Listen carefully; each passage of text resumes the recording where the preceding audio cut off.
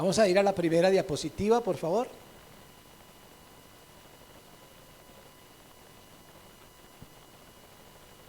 Ok, el carácter de Dios es nuestro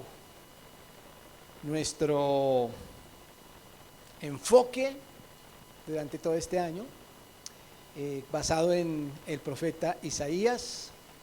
Recordando esta frase en boca de nuestro Señor: no hay otro Dios fuera de mí, Dios justo y salvador, ninguno más que yo. Recuerden que esta es una frase que plantea un complemento del carácter de Dios entre su justicia y su carácter salvador. Y eso es Dios, ese es nuestro Dios. Este mes hemos venido haciendo énfasis en los planes de Dios como planes que son irrefutables, ¿no? Y cuando hablamos de los planes de Dios, estamos pensando en esos planes de carácter general o macro, porque por supuesto que Dios tiene planes de manera individual también, para cada uno de nosotros. Esta es una afirmación y un concepto que choca con algunas invitaciones de nuestra cultura, de nuestra psicología moderna, que nos invita mucho a cumplir nuestros planes. Miren la paradoja de la vida. Mientras muchos le piden a Dios que les bendiga sus planes, que es para lo que algunos buscan a Dios, muchas personas piden oración y buscan a Dios para que Dios organice o bendiga o prospere sus planes. Y eso encaja dentro de esa predicación moderna de tener sueños, planes, metas, visión propia y buscar por la fe a Dios para que se los bendiga. No, el creyente debe renunciar a esa filosofía mundana. El creyente lo que debe es preguntarse: ¿cuáles son los planes de Dios para yo llevarlos a cabo? ¿Cierto? La pregunta mía no debe ser cuál es mi sueño, sino cuál es el sueño de Dios para mi vida. Y eso lo podemos explicar de manera individual o, por ejemplo, en pareja, matrimonialmente o familiarmente o como iglesia inclusive. ¿Cómo llevar a cabo los planes de Dios? ¿Cómo discernir la voluntad de Dios para yo llevarla a cabo? Esos son los planes de Dios y el creyente verdaderamente debería es pensar en eso. Y cuando pensamos en esos planes individuales, particulares o puntuales de Dios con alguien, pues tendríamos que decir que no siempre resultan irrefutables. Porque cuando Dios tiene un plan conmigo, Él me lo comunica para que lo haga ¿quién? Yo. Él no lo hace por mí. Y si Dios me comunica sus planes y yo no los hago, ¿qué pasa con los planes de Dios? En mi caso, pues no se cumplen. Hay veces que pensamos es que Dios, todos los planes de Dios se cumplen. Déjenme decirles que no, aunque parezca un poquito como hereje, ¿cierto? Decir que los planes de Dios no se cumplen, pues les pongo un ejemplo bíblico muy clarito. Según la Biblia, ¿cuántas personas quiere Dios que se salven? ¿Dónde dice?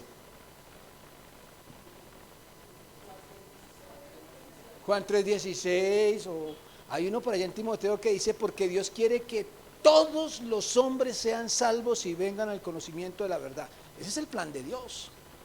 Pero la Biblia también es clara en que no todos van a ser salvos. Así que ese plan, ese deseo, esa voluntad de Dios no se va a llevar a cabo, pero no porque Él no pueda, sino porque el ser humano, que es el que recibe la invitación, no la acepta. Jesús inclusive contó una historia una parábola, ¿no? De alguien que hizo una gran cena y a la hora de la gran cena no llegó ningún invitado. Él invitó a sus amigos en esa cena y no llegó nadie. Entonces mandó a sus siervos a que buscaran por ahí en la calle al que quisiera venir para la gran cena. Entonces, cuando el ser humano no responde a la invitación de Dios, a los planes de Dios, a la voluntad de Dios, esos planes de Dios puntuales para su vida no se cumplen.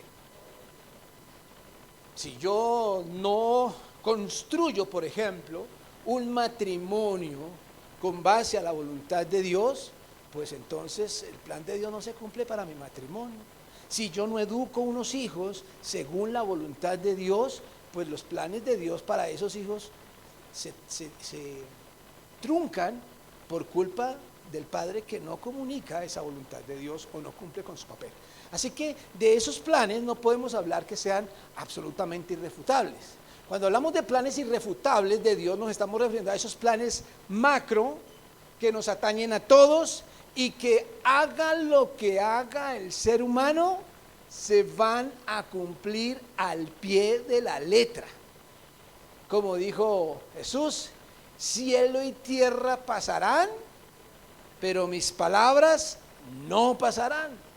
Así que esos planes macro son irrefutables y a eso es a lo que nos estamos refiriendo cuando hablamos de los planes de Dios, que son irrefutables, irreversibles. Nada se les puede oponer.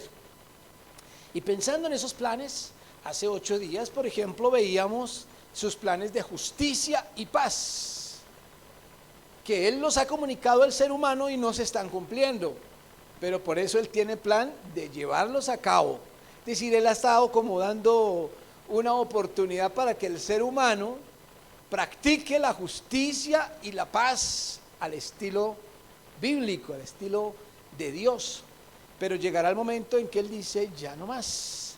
Ahora yo voy a ejecutar mi justicia verdadera y mi paz verdadera. Pero hoy vamos a pensar en 2 capítulos más que ustedes seguramente ya leyeron esta semana.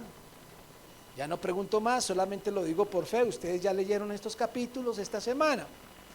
Lo que sucede con estos capítulos o con la Biblia en general, y no he preguntado por qué, por ejemplo, algunos no leen, pero por experiencia personal, sé que a veces uno le da sueño leyendo la Biblia. ¿A ustedes les ha pasado o solamente me ha pasado a mí?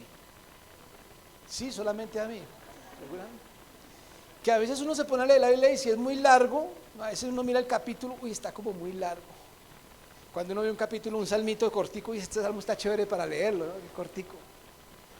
Entonces uno a veces se pone a leer la Biblia y se cansa. ¿Por qué se cansa? ¿Por qué le da sueño a alguien cuando lee la Biblia?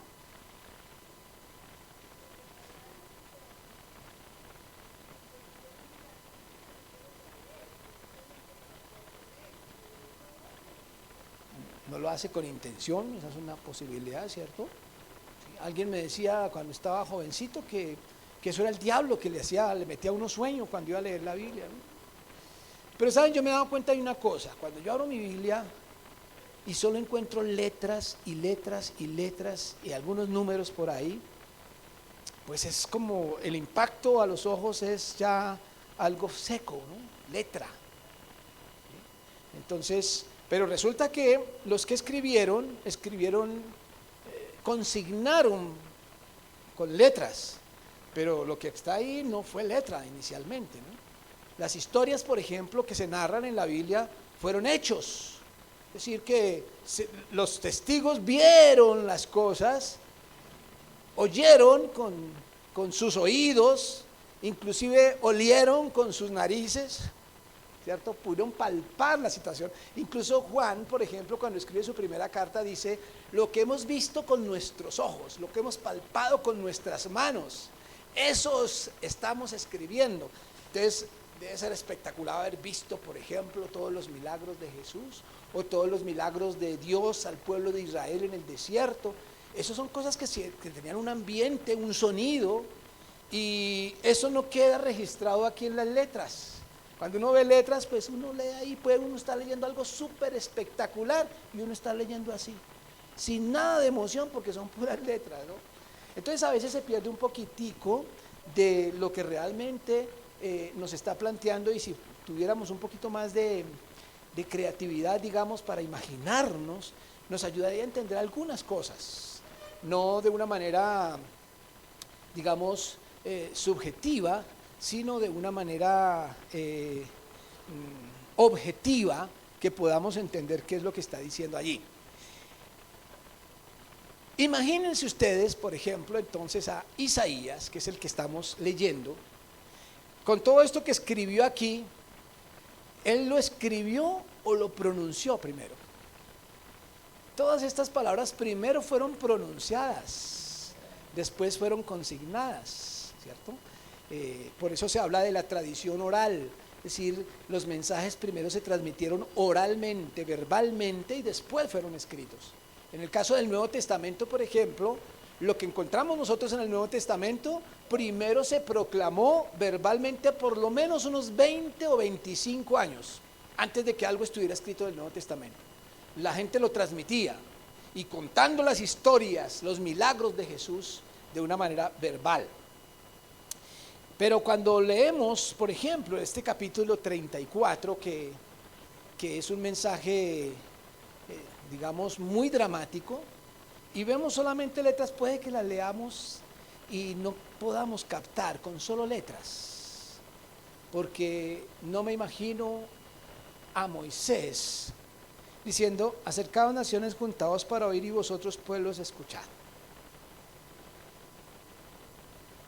¿Por qué no escuchamos un poquito cómo, guardando todas las proporciones, más o menos podía haber sido el tono de esta profecía del capítulo 34? Escuchemos.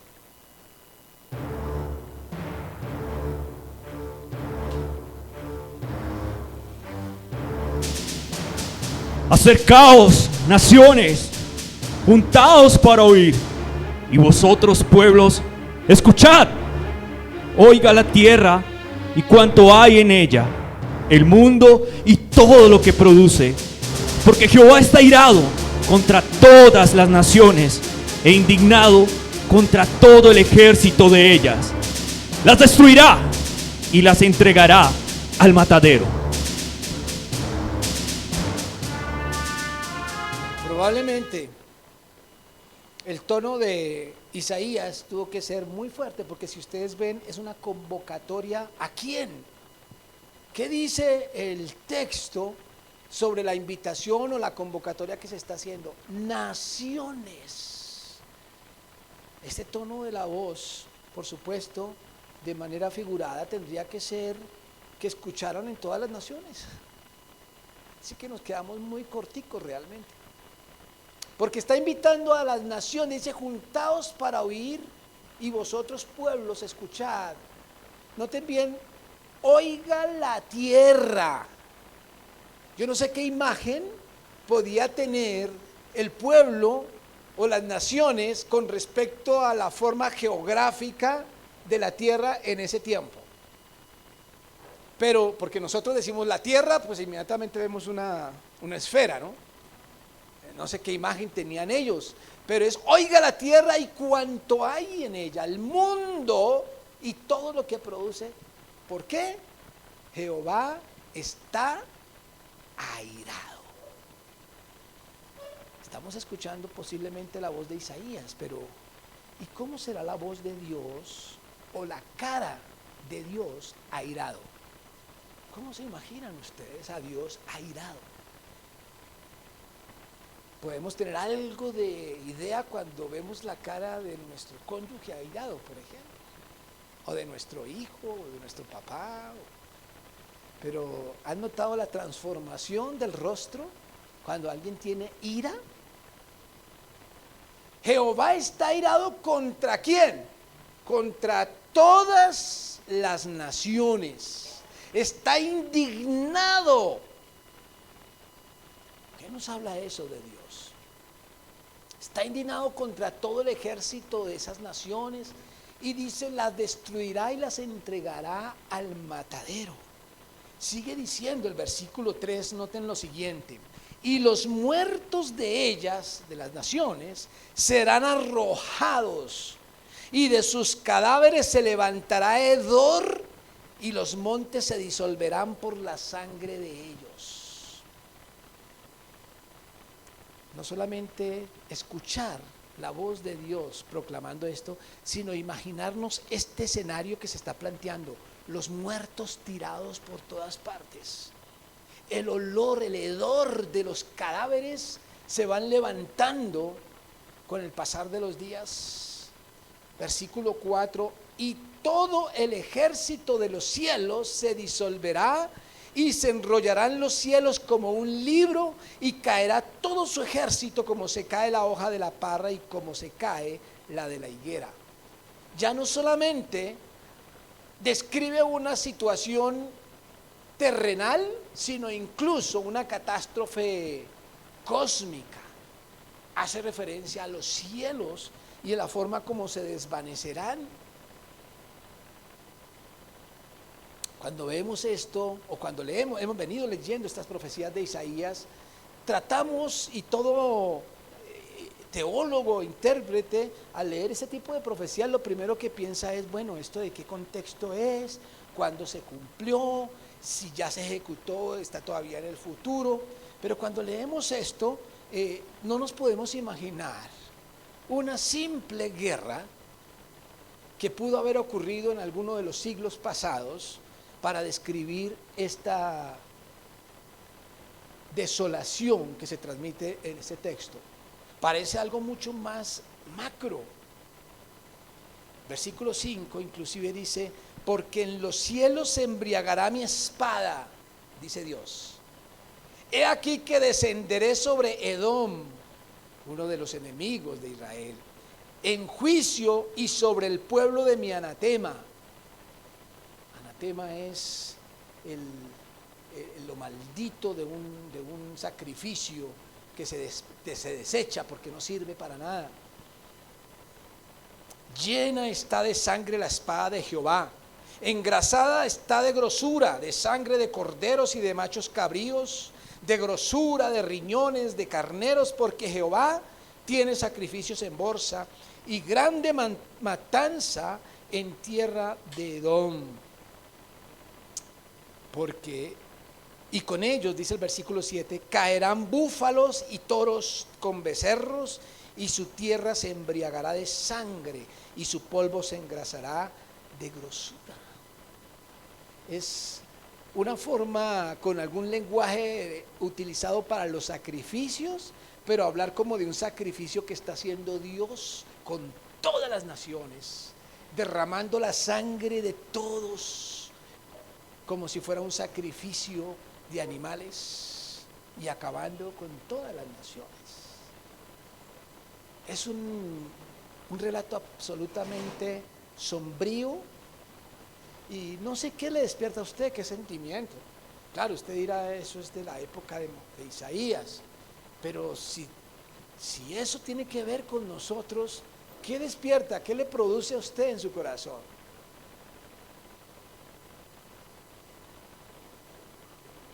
¿Paz? Miedo, ¿verdad? Produce miedo. Miren lo que dice el versículo 8 al 10. Porque es día de venganza de Jehová, año de retribuciones en el pleito de Sión, y sus arroyos se convertirán en brea, y su polvo en azufre, y su tierra en brea ardiente. No se apagará de noche ni de día. Y esta palabra que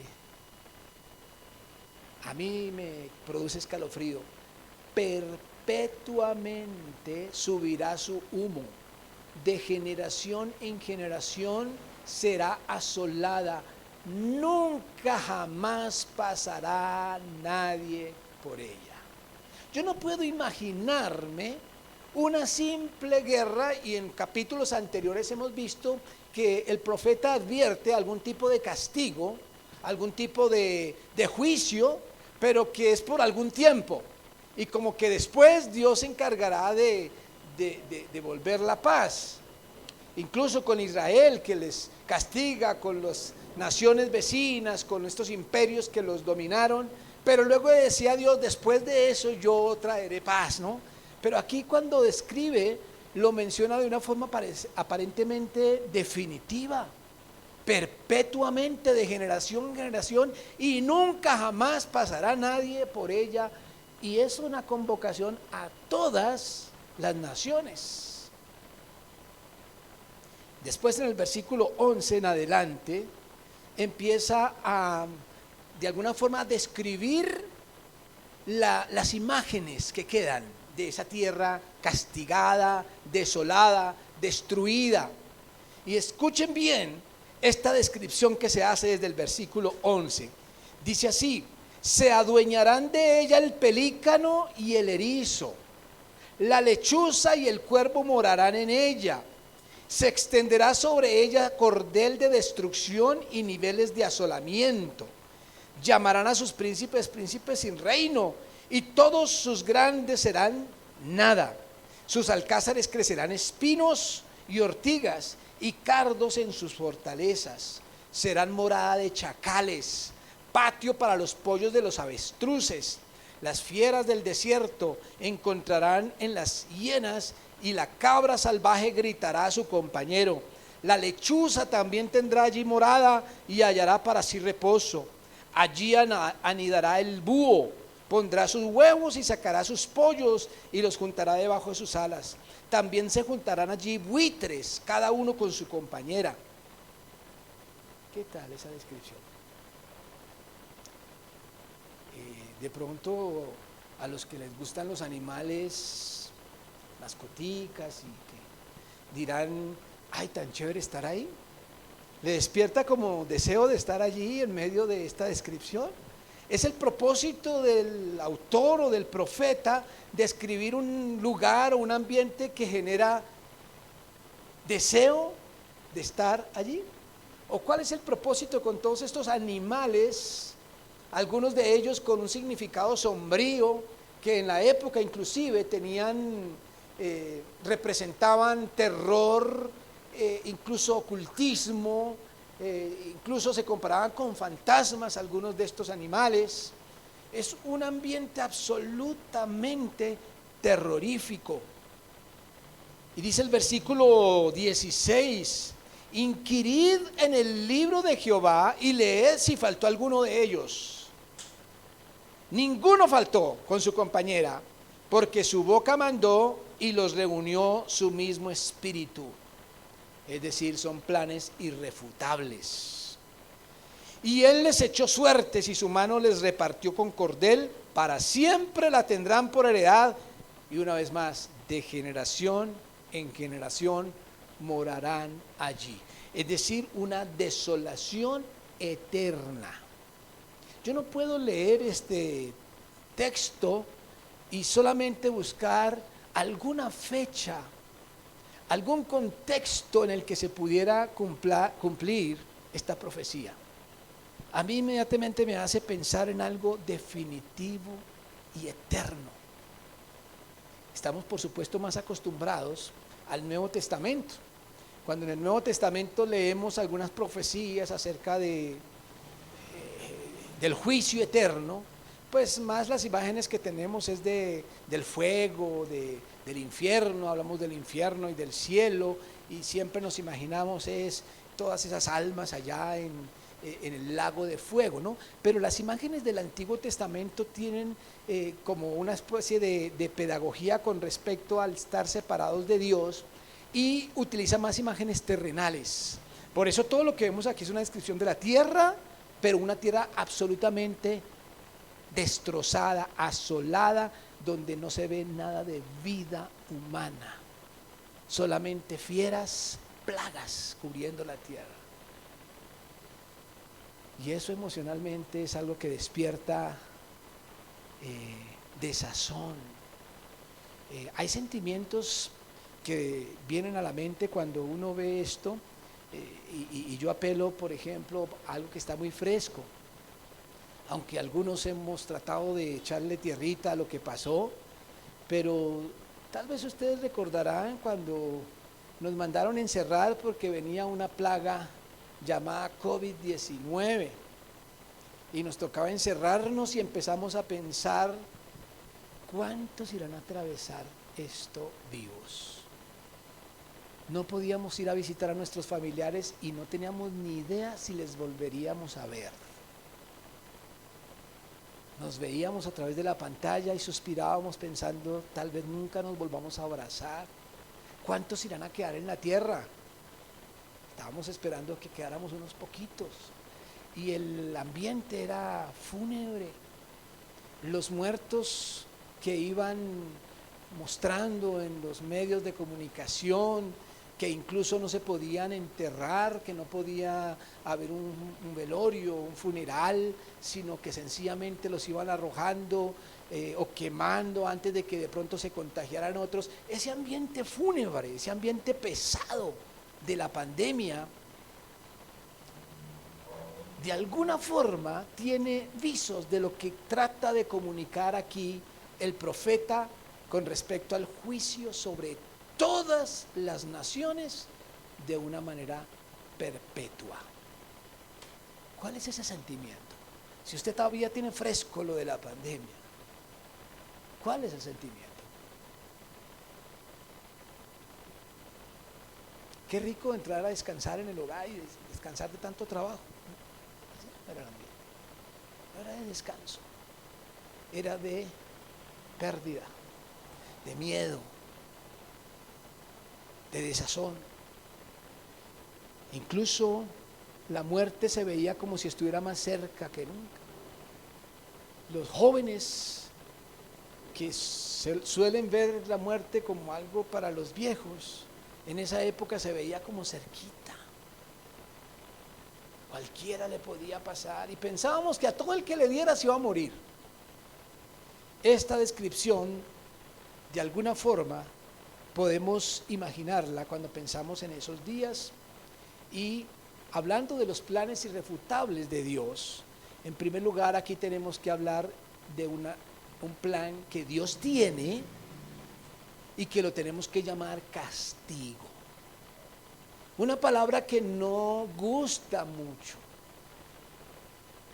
porque cuando hablamos de un Dios iracundo, como se describe acá, y castigador, es un mensaje que puede producir pérdida de clientela. Y entonces no nos gusta hablar de eso. Y en un mundo en el que es más rico hablar de un Dios de amor, bondadoso, parcero, que bendice, que da, que solo es que te acerques a Él y tu vida se va a solucionar. Entonces, hablar de un Dios castigador no es muy agradable. De pronto algunos prefieren dejarlo para el Antiguo Testamento. Yo solo me pregunto dos cosas. Uno es si Dios ha cambiado su carácter, porque al hablar aquí de la ira de Dios está hablando de su carácter. Y lo segundo, si ese carácter iracundo y de castigo es un mensaje exclusivo del Antiguo Testamento. Pero yo solo recuerdo la primera vez que me propuse leer Apocalipsis completo. Tenía alrededor de 13 años yo. Y quería leer Apocalipsis, era como una película, era como, me provocaba era como ver una película, ¿no? de ciencia ficción. Alcancé a leer como 2 o 3 capítulos y no pude más, porque no podía dormir por la noche, del pavor que me produjo. Es un mensaje del Nuevo Testamento, pero también muestra a un Dios vengativo, porque es día de venganza de Jehová, dice el versículo 8. Un Dios vengativo, un Dios castigador.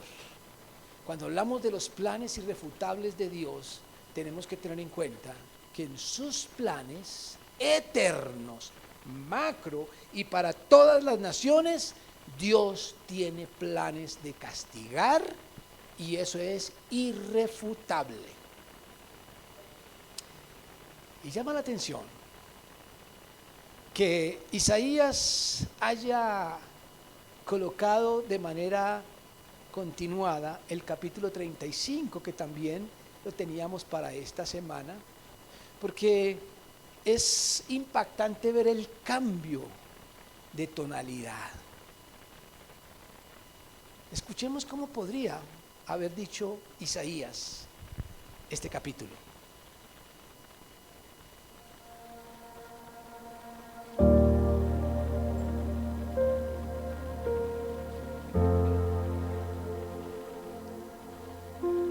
Se alegrarán el desierto y la soledad. El yermo se gozará y florecerá como la rosa.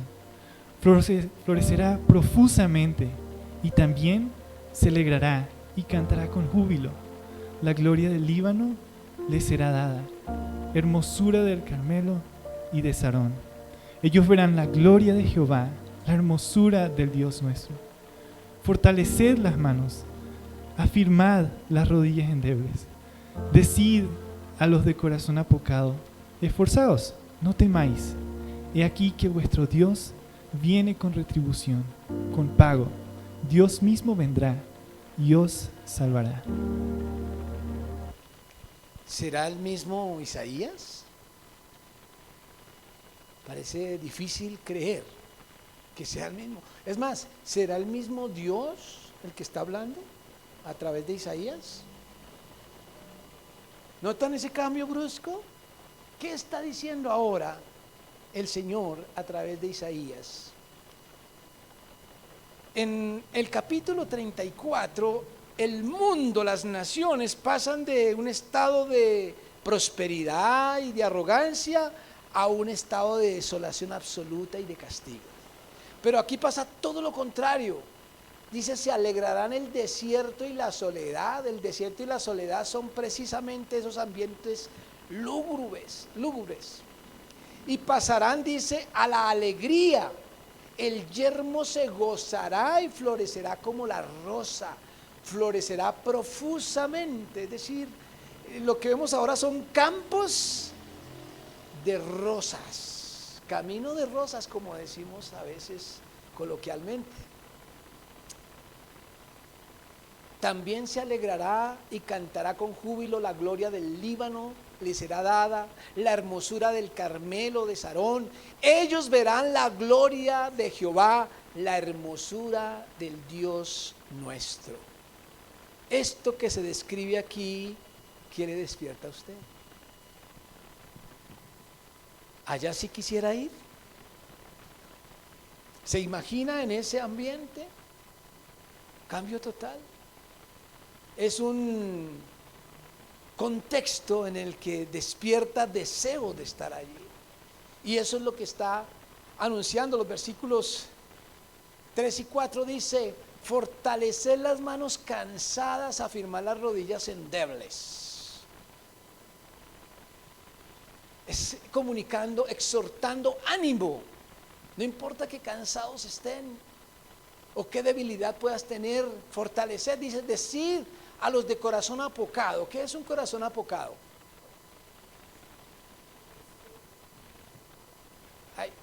Técnicamente se dice apachurrado.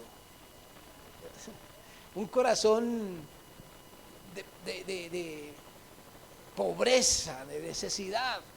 Decid a los de corazón apocado: esforzaos, no temáis. He aquí que Dios, vuestro Dios, viene con retribución, con pago. Dios mismo vendrá y os salvará. ¿Cuál era el propósito del capítulo 34?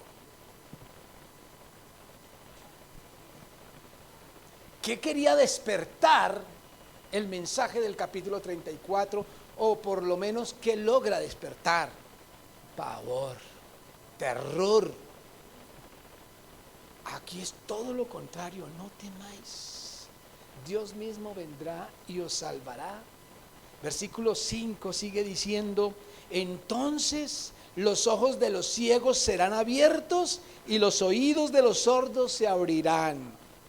Entonces el cojo saltará como un ciervo y cantará la lengua del mudo, porque aguas serán cavadas en el desierto y torrentes en la soledad.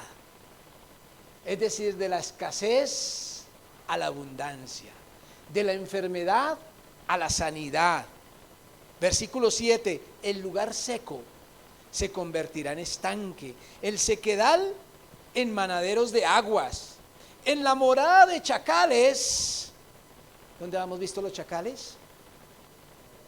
En el 34, ¿verdad? Uno de los animales que iba a mostrar este ambiente. Pero aquí dice, en la morada de chacales, en su guarida, será lugar de cañas y juncos. De la desolación a la paz, a la tranquilidad. Versículo 8, y habrá allí calzada y camino, y será llamado camino de santidad. No pasará inmundo por él, sino que él mismo estará con ellos. El que anduviera en este camino, por torpe que sea, no se extraviará. No habrá allí león, ni fiera subirá por él, ni allí se hallará para que caminen. ¿Quién? Los redimidos. Palabra clave. Porque en el capítulo 34, ¿a quién era la promesa? ¿Para quién era la profecía? Para todas las naciones. ¿Esta promesa para quién es? Para los redimidos. Versículo 10, y los redimidos de Jehová volverán, vendrán a Sión con alegría, y gozo perpetuo será sobre sus cabezas, y tendrán gozo y alegría, y oirán la tristeza y el gemido. Es posible leer estas promesas pensando simplemente en algún tiempo de prosperidad de Israel que se anuncia aquí, o mirando el contexto del capítulo 34 que habla perpetuamente, y sobre todo aquí cuando dice no pasará inmundo por él, y cuando termina hablando de gozo y alegría al estilo de nuestro himno famoso, no habrá allí más llanto, ni dolor, ni tristeza. Me parece que esta es una descripción más que simplemente de una etapa o de un momento para Israel. Está hablando de una etapa gloriosa, en paz, de bendición y de perpetua presencia de Dios. El problema del capítulo 34 no son los chacales, ni los búhos, ni las hienas, ni las fieras, ni la desolación. Esa descripción del capítulo 34 no es otra forma de decir estar separados de Dios. Ese es el peor de los infiernos y el peor de las desolaciones. Y la ventaja del capítulo 35 no son tampoco las rosas que se describen acá, ni los fuentes de aguas en el desierto. Es la presencia de Dios, porque es Dios acompañando a estos redimidos. Por eso dice en el versículo, desde el versículo 7, el lugar seco se convertirá en estanque, y sequedad los manaderos de aguas. En la morada de los chacales, en su guarida será lugar de cañas y juncos, y habrá allí calzada y camino, y será llamado camino de santidad. No pasará inmundo por él, sino que él mismo estará con ellos. Esa es la clave de esta promesa de bendición, donde nos encontramos con otro elemento clave de los planes de Dios irrefutables, que es la salvación a los redimidos. Cuando yo leo esto, no puedo dejar de pensar cuál es el propósito de estos planes irrefutables de Dios: castigo y salvación. Y viene a mi mente algunas posturas teológicas que me cuestan tanto trabajo asimilar, aceptar, como por ejemplo que Dios en sus planes eternos e irrefutables, desde antes de los tiempos, escogió a cierto número de personas y les puso un chulito para salvarlos, que incluso según la Biblia serían muy poquitos, y a la gran mayoría de los seres humanos los marcó para condenarlos y perderlos. Yo no puedo entender esa teología.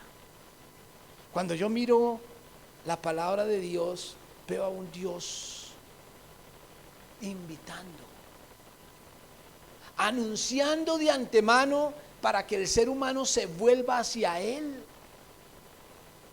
para que acepten ese mensaje de redención, porque en el plan de salvación, de redención, Dios está esperando una respuesta del ser humano. Ese es el carácter de Dios. Podrían utilizar algunos teólogos uno que otro versículo para fundamentar una teología de elección a rajatabla, fría de Dios. Pero yo no veo eso en el carácter de Dios. En un Dios que, a pesar de que muestra su ira, lo anuncia. ¿Para qué? Para que el ser humano huya de la ira de Dios. El deseo de Él es redimirnos. Vino en la persona de Jesús para dar esa redención, un concepto que alguno diría es del Nuevo Testamento, pero aquí habla de los redimidos también. No de todo Israel, dice los redimidos de Jehová. Dios tiene planes de castigo y tiene planes de salvación, pero el deseo de Él es provocar ese arrepentimiento y ese volver a sus brazos. Pero, ¿qué produce estos dos mensajes? Estos dos planes de Dios. Cuando uno lee todos los planes de Dios de castigar, sea en este contexto que lo estamos leyendo o en cualquier otro contexto, si nos vamos al Nuevo Testamento, ¿estos dos planes son ausentes en el Nuevo Testamento? ¿No? También en el Nuevo Testamento el mismo carácter de Dios lo encontramos, hablando del castigo eterno que existe, del infierno que sí existe, del juicio contra todas las naciones que encontramos en los mensajes de Jesús, que encontramos en los mensajes del Nuevo Testamento y que encontramos en todo el Evangelio de Jesucristo. Pero también encontramos un mensaje de salvación, de una iglesia que fue enviada para proclamar salvación, el Evangelio de Jesucristo. No podemos dejar de hablar de ninguno de los dos mensajes. Y cuando se predica o se habla del primero, del castigo, que algunos le huyen a hablar del tema, claro, hay algunos que lo absolutizan y todo el tiempo están hablando de castigo, pero hay algunos que le tienen miedo a hablar de ese tema. ¿Por qué? Porque la verdad es que cuando hablamos de ese tema produce miedo, ¿verdad? Y no queremos producir miedo. Queremos producir miedo. Yo pregunto, el Dios que se revela en el capítulo 34, mostrando a todas las naciones castigadas eternamente, ¿será un Dios que produce miedo?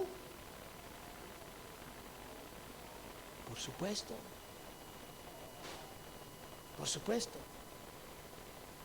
¿No le da miedo a usted ese Dios? A mí me da pavor. Y en esta semana alguien me preguntaba, leyendo un texto donde habla del temor a Dios, me preguntaba a alguien, pastor, ¿qué significa temor a Dios? Yo no sé si la expresión temor a Dios no es suficientemente clara, pero seguramente esta persona, un creyente, conocedor de la palabra, me decía, ¿qué significa temor a Dios? Particularmente porque esperaba como una explicación, digamos que, porque no es posible que se hable de temor a Dios, de pronto debe ser respeto, qué sé yo.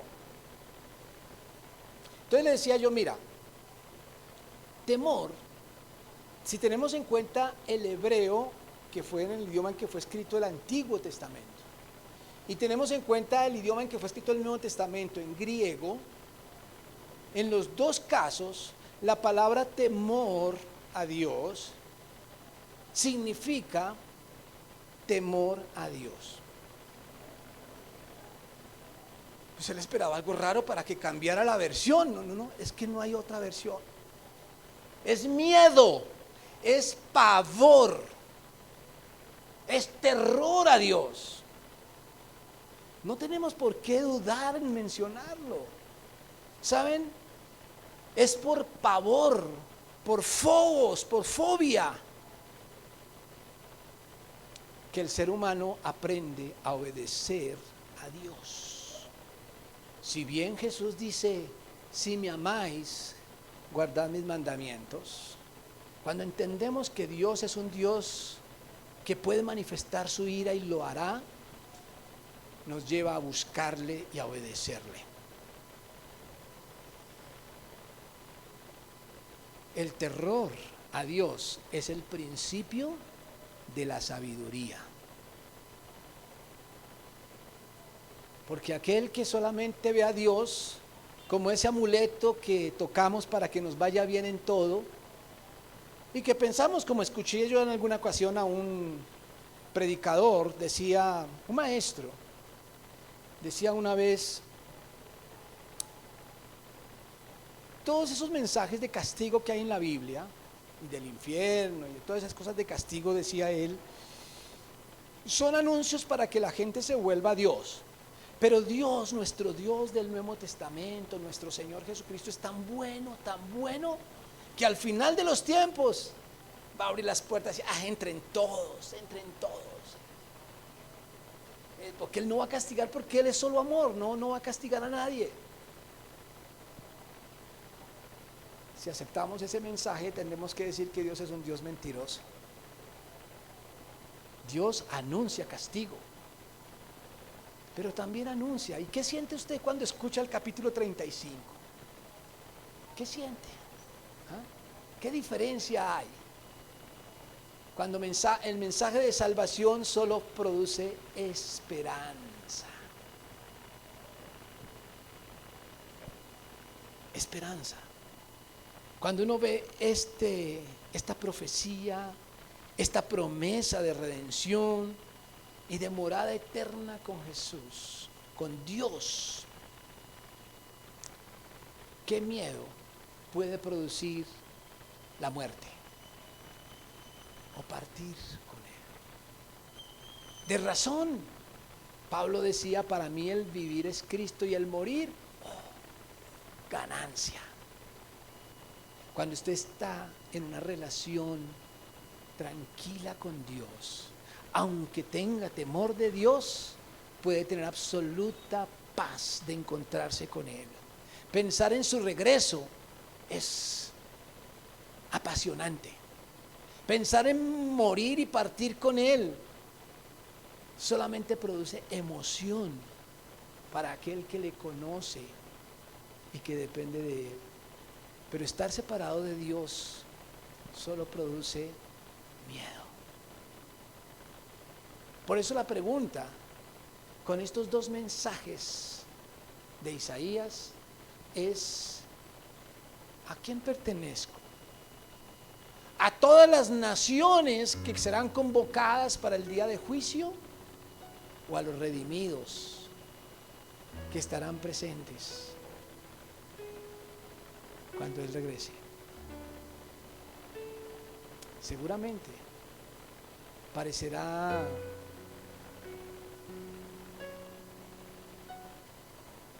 equivocado combinar este mensaje de Isaías con el mensaje de regreso de Jesucristo, pero para mí es imposible no hacerlo. Cuando conocemos el Evangelio de Jesucristo, que anuncia salvación y vida eterna, pero que también anuncia castigo a aquellos que estén separados de Dios. ¿Por qué no cierra sus ojos allí donde está? Y mira estos dos panoramas. Frente a estos dos panoramas,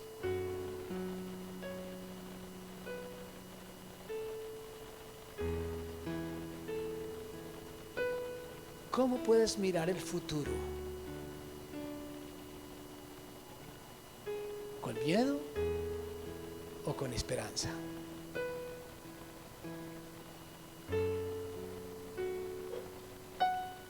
Y déjame decirte que si tú tienes temor de Dios, puedes mirar el futuro con esperanza. Porque el temor de Dios conduce a la esperanza. Pero si tú no tienes temor de Dios, o cuando alguien no tiene temor de Dios, vive disfrutando la vida.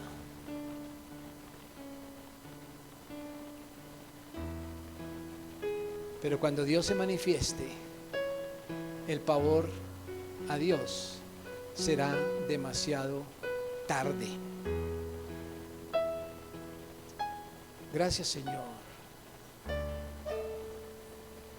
porque tú eres el mismo Dios de Isaías. Y tú nos has enseñado, oh Dios, tus planes irrefutables, que incluyen castigo, incluyen salvación. Y gracias por el tiempo que nos has dado para escoger. Enséñanos, oh Dios, a caminar en tus caminos de tal forma que podamos ver el futuro con esperanza, que podamos esperar el día de nuestra partida con tranquilidad.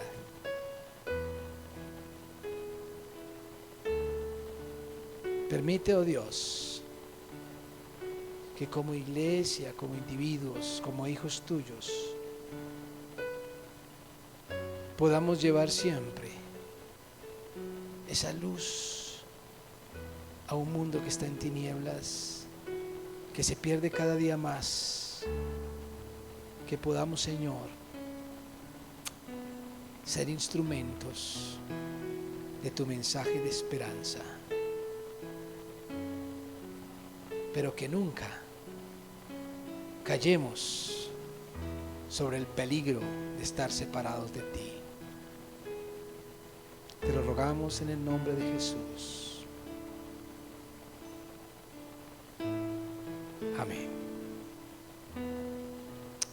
Amén. Dios les bendiga a todos. No olviden, si quieren tomarse un tintico, pueden pasar a la parte de atrás. O si alguien quiere traerle un tintico a alguien, también lo puede hacer. Que Dios les bendiga a todos.